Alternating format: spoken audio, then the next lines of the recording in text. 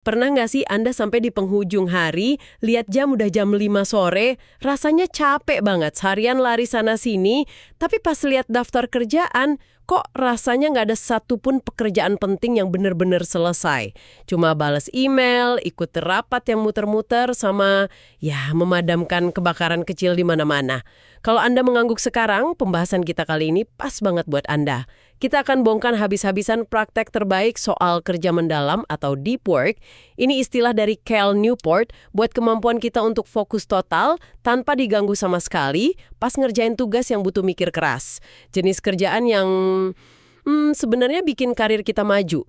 Sumber kita kali ini adalah tumpukan catatan dan rangkuman dari berbagai strategi deep work yang paling jitu. Misi kita sederhana, menyaring semua teori itu jadi langkah-langkah praktis yang bisa langsung Anda pakai besok pagi. Betul sekali. Dan perlu digarisbawahi ya, ini bukan soal satu aplikasi canggih atau trik ajaib gitu.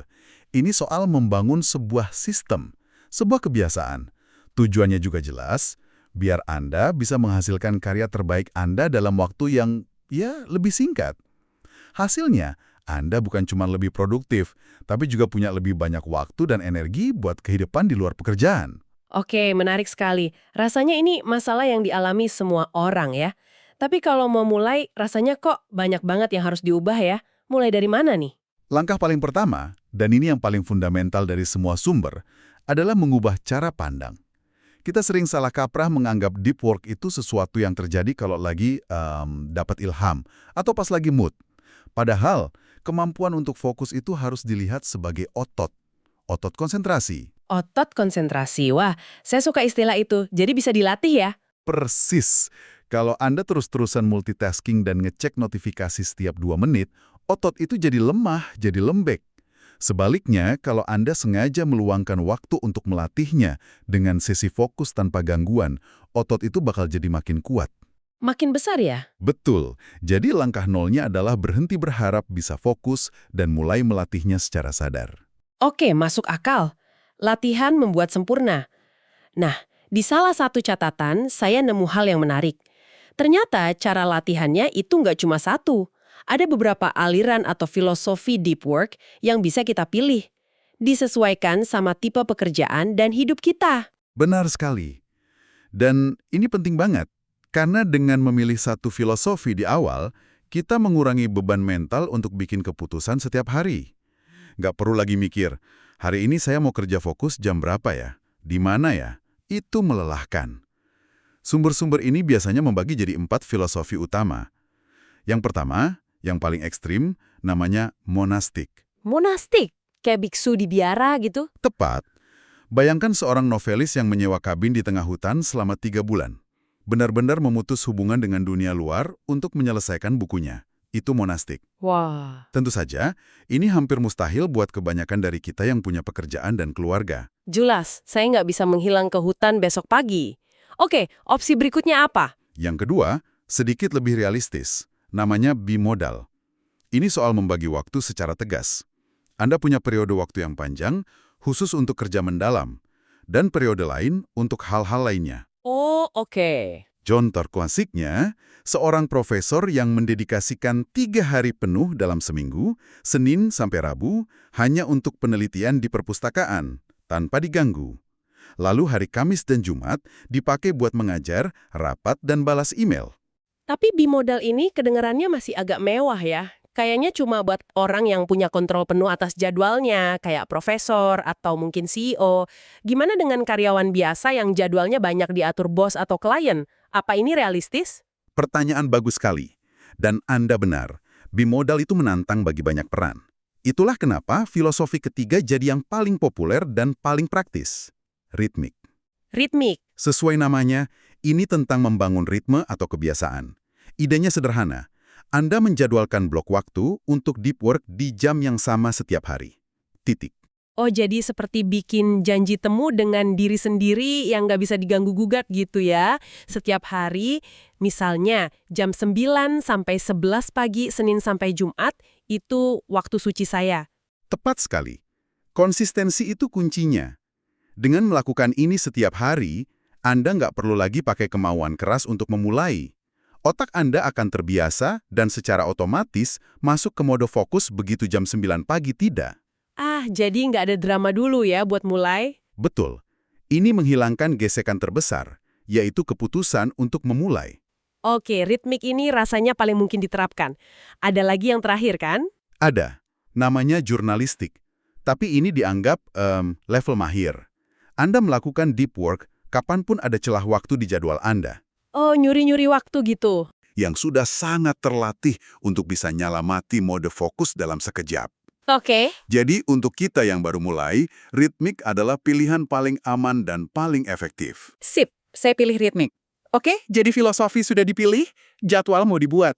Tapi kita semua tahu, bikin jadwal itu gampang. Yang susah itu menjalankannya. Apalagi kalau nunggu mood datang, bisa-bisa nggak mulai-mulai. Nah, apa kata sumber-sumber ini soal eksekusinya? Anda menyentuh poin paling krusial. Niat saja tidak cukup. Kuncinya ada di dua hal, penjadwalan radikal dan ritual. Yang pertama, blok waktu atau time blocking. Anda tidak hanya bilang, besok pagi saya mau fokus. Anda buka kalender digital atau fisik Anda, dan Anda benar-benar blok waktu dari jam 9 sampai 10.30, lalu beri judul yang spesifik, menulis draft bab 1 laporan keuangan. Dan perlakukan blok waktu itu seolah-olah itu janji temu dengan orang paling penting di dunia. Persis. Anggap itu janji temu dengan direktur utama yang tidak bisa dibatalkan, ditunda, atau diganggu. Kalau ada yang ngajak rapat di jam itu, Anda harus bilang, maaf, saya sudah ada jadwal lain di jam itu. Bagaimana kalau jam 11? Harus berani bilang tidak ya. Harus. Anda harus melindungi waktu itu sekuat tenaga. Oke, lindungi jadwalnya. Lalu tadi Anda sebut soal ritual. Ini kedengarannya menarik. Maksudnya gimana? Otak kita suka sekali dengan pola dan pemicu. Ritual adalah cara kita meretas otak untuk masuk ke mode fokus dengan lebih gampang. Ada dua jenis ritual penting. Pertama, ritual pembuka. Ini adalah 2 atau 3 hal kecil yang Anda lakukan selalu sebelum memulai sesi deep work. Contohnya seperti apa tuh? Bisa apa saja, yang penting konsisten. Misalnya, merapikan meja kerja dari semua barang yang nggak perlu. Terus bikin secangkir teh hijau, lalu tulis 1 kalimat tujuan sesi ini di post-it. Tujuan, selesaikan 3 slide presentasi. Rangkaian ini jadi seperti tombol play untuk otak Anda. Oh, jadi begitu kita mulai merapikan meja? Otak Anda sudah tahu. Oke, waktunya kerja serius. Wah, menarik. Lalu ritual kedua? Nah, ritual kedua ini yang sering dilupakan tapi sama pentingnya. Ritual penutup. Ini prosedur di akhir hari kerja untuk memberi sinyal jelas ke otak bahwa pekerjaan sudah selesai. Ini penting banget. Bisa dengan merapikan meja lagi, mengecek jadwal untuk besok, lalu menutup laptop sambil mengucapkan frasa seperti, pekerjaan hari ini selesai. Wah, itu dia. Saya sering merasa masih kerja, bahkan saat sudah di rumah lagi makan malam. Pikiran masih ke email, ke proyek besok. Ide untuk punya ritual penutup yang jelas itu jenius. Mengucapkan selesai untuk hari ini dengan lantang, itu sederhana tapi rasanya bisa sangat ampuh. Sangat ampuh. Ini mencegah pikiran kerja bocor ke waktu istirahat Anda, yang sangat krusial untuk memulihkan energi fokus untuk keesokan harinya. Oke, jadwal sudah ada, ritual sudah siap. Tapi ini semua percuma kalau setiap 5 menit ada notifikasi WhatsApp atau email masuk. Jujur, ini bagian tersulit buat saya. Gimana sumber-sumber ini menyarankan kita membangun benteng pertahanan dari lautan gangguan ini? Ini adalah medan perangnya. Pertahanan harus dibangun di 2 lini, digital dan fisik. Untuk yang digital, aturannya brutal tapi sederhana. Matikan semua notifikasi. Semua? Semua. Bukan digetar, bukan di silent, tapi matikan total di pengaturan. Tutup semua tab browser yang nggak ada hubungannya dengan pekerjaan Anda. Kalau perlu, pakai aplikasi pemblokir situs seperti Freedom untuk memblokir akses ke media sosial selama blok waktu Anda. Brutal, tapi sepertinya memang perlu ya. Lalu untuk yang fisik? Untuk yang fisik, ada satu tips yang paling berdampak. Jauhkan ponsel Anda. Jangan hanya ditaruh terbalik di meja. Pindahkan ke ruangan lain, masukkan ke dalam laci, atau titipkan ke rekan kerja. Sampai segitunya? Sampai segitunya. Salah satu sumber menyebutkan studi yang luar biasa. Studi apa itu? Studi itu menemukan bahwa hanya dengan adanya ponsel di bidang pandang Anda, Lo tunggu. meskipun layarnya mati dan terbalik, kapasitas kognitif Anda sudah berkurang. Serius? Cuma kelihatan aja udah ngaruh. Betul. Kenapa? Karena sebagian kecil dari otak Anda secara konstan harus mengeluarkan energi untuk menahan godaan, jangan ambil ponsel itu, jangan cek ponsel itu. Astaga, jadi otak kita bocor energi kognitif hanya untuk tidak mengambil ponsel itu? Itu mengejutkan sekali. Jadi dengan memindahkannya, kita bukan cuma menghilangkan gangguan, kita secara aktif mengembalikan kapasitas otak kita yang tadinya terpakai sia-sia. Tepat. Anda merebut kembali kekuatan otak Anda. Ini bukan soal kemauan keras, ini soal mendesain lingkungan yang membuat fokus jadi pilihan yang paling mudah. Termasuk juga hal-hal seperti meja yang bersih dan kursi yang nyaman. Dan komunikasi ke tim juga ya. Penting, komunikasikan jadwal deep work Anda. Bilang, teman-teman, setiap jam 9.11, saya akan fokus penuh dan mungkin slow respon. Kalau darurat, silakan telepon. Ada juga satu ide seru di Sumber, namanya The Grand Gesture. Ah ya, itu seperti jurus pamungkas. The Grand Gesture adalah saat Anda melakukan perubahan lingkungan yang dramatis untuk menandakan pentingnya sebuah tugas. Misalnya, karena Anda harus menyelesaikan laporan yang sangat penting, Anda sengaja kerja dari perpustakaan kota seharian penuh, atau bahkan sewa kamar hotel untuk 1 hari. Wow! Perubahan drastis ini mengirim sinyal kuat ke otak Anda. Ini sangat penting. Tidak ada gangguan yang ditolerir. Oke, benteng pertahanan sudah berdiri, kita sudah di dalam bunker, bebas gangguan. Blok waktu dimulai, tapi setelah 45 menit biasanya otak saya mulai lelah dan ingin cari-cari alasan buat buka tab lain.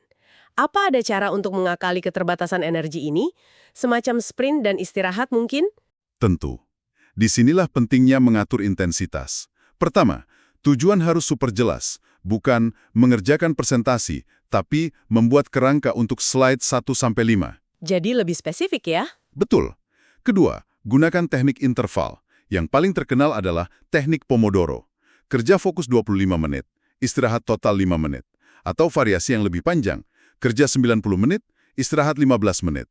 Prinsipnya kayak atlet, lari sprint, lalu istirahat untuk pemulihan. Kita bukan mesin. Tepat. Kita bukan mesin yang bisa jalan terus-menerus dengan kecepatan sama. Ada satu ide lagi dari Sumber yang awalnya bikin saya garuk-garuk kepala. Idenya adalah rangkullah kebosanan. Tunggu dulu. Jadi kita disuruh sengaja bosen. Di zaman sekarang ini kan aneh banget rasanya. Apa benar ada manfaatnya? Ini adalah salah satu konsep yang paling dalam dan paling kontraintuitif. Merangkul kebosanan artinya secara sadar melatih otak Anda untuk tidak selalu butuh stimulus instan. Saat Anda antri di supermarket atau jalan kaki ke warung, apa yang pertama kali Anda lakukan? Ambil ponsel, buka Instagram atau berita, otomatis. Nah, latihannya adalah jangan lakukan itu. Biarkan saja pikiran Anda melayang tanpa tujuan. Manfaatnya ada 2. Pertama, banyak penelitian menunjukkan bahwa momen melamun inilah yang seringkali memicu koneksi ide-ide baru dan solusi kreatif. Pikiran Anda butuh ruang kosong untuk berpikir. Kedua, dan ini yang lebih penting untuk deep work. Dengan terbiasa pada sedikit kebosanan, Anda melatih otak untuk tidak panik saat menghadapi tugas yang sulit. Kalau otak Anda sudah kecanduan hiburan instan, begitu ketemu paragraf yang susah ditulis atau coding yang rumit, ia akan langsung menyerah. Dan cari distraksi termudah. Ponsel Anda. Jadi dengan membiarkan diri kita sedikit bosan, kita sebenarnya sedang melatih daya tahan mental kita, seperti latihan angkat beban, tapi untuk otak. Tepat. Ini juga terhubung dengan bagaimana kita mengelola pekerjaan dangkal atau shallow work. Email, rapat. Betul. Tugas-tugas logistik itu. Semua itu penting, tapi tidak butuh konsentrasi tinggi. Kesalahan umum adalah membiarkan pekerjaan dangkal ini menyelinap di antara sesi kerja mendalam kita. Jadi solusinya? Jadwalkan blok waktu khusus untuk pekerjaan dangkal ini. Misalnya 1 jam di sore hari untuk membereskan semua email. Dengan begitu, pekerjaan dangkal tidak mencemari waktu berharga Anda. Oke, lengkap sekali. Filosofi, eksekusi, pertahanan. Intensitas. Bagian terakhir, refleksi. Gimana kita tahu kalau semua usaha ini ada hasilnya? Jangan-jangan kita cuma merasa sibuk dengan cara baru. Pertanyaan krusial. Jawabannya adalah dengan melacak kemajuan. Apa yang diukur akan lebih mudah dikelola. Tapi nggak perlu rumit. Sumber-sumber menyarankan metrik yang sangat sederhana. Setiap hari, di buku catatan atau spreadsheet, tulis 2 angka saja. 2 angka apa itu? Pertama, jumlah jam deep work yang Anda rencanakan. Kedua, jumlah jam deep work yang benar-benar Anda capai. Mungkin di hari pertama, Anda merencanakan 90 menit tapi cuma berhasil 45 menit. Nggak apa-apa. Tujuannya adalah, seiring waktu, membuat kedua angka itu semakin dekat. Cuma 2 angka itu, wah itu sih bisa banget dilakukan. Kedengarannya nggak mengintimidasi sama sekali. Betul. Dan kalau mau lebih baik lagi, tambahkan jurnal singkat setelah sesi. Jawab 3 pertanyaan. 1. Apa yang berhasil saya selesaikan? 2. Apa gangguan terbesar yang muncul hari ini? 3. 1 penyesuaian kecil apa yang akan saya coba besok? Oh, oke. Mungkin jawabannya adalah, besok saya akan menaruh ponsel di lemari, bukan cuma di meja lain. Refleksi 5 menit ini membuat Anda menjadi ilmuwan bagi produktivitas Anda sendiri. Jadi kalau kita rangkum perjalanan kita hari ini, deep work itu bukan bakat, tapi keterampilan yang bisa dilatih seperti otot. Dimulai dengan memilih filosofi yang pas, misalnya ritmik. Lalu kita melindungi latihan kita dengan jadwal yang sakral dan ritual yang jadi pemicu. Kita bangun benteng pertahanan dari gangguan, terutama ponsel. Di dalam sesi, kita jaga intensitas dengan interval dan melatih daya tahan mental dengan merangkul kebosanan. Terakhir, kita ukur dan perbaiki sistemnya lewat refleksi sederhana. Rangkuman yang sempurna. Dan pengingat terakhir yang paling penting dari semua sumber adalah konsistensi mengalahkan intensitas. Lebih baik melakukan 60 menit deep work yang terlindungi setiap hari daripada mencoba 4 jam sekali seminggu lalu gagal total. Mulailah dari yang kecil, lindungi waktu itu, dan biarkan otot fokus Anda tumbuh secara bertahap. Jadikan pusat hari kerja kita ya. Betul. Jadikan deep work sebagai pusat dari hari kerja Anda, bukan sesuatu yang dilakukan kalau ada sisa waktu. Itu pesan yang sangat kuat. Sebagai penutup, kami ingin meninggalkan Anda dengan satu pemikiran untuk direnungkan. Dari semua yang kita bahas, jelas bahwa fokus bukan hanya tentang apa yang Anda pilih untuk lakukan, tapi yang lebih penting lagi adalah tentang apa yang Anda berani untuk tidak lakukan. Jadi, pertanyaan untuk Anda bawa pulang adalah, gangguan mana yang paling sulit Anda lepaskan dalam hidup Anda saat ini, dan mengapa, secara jujur, ia punya kekuatan sebesar itu atas perhatian Anda?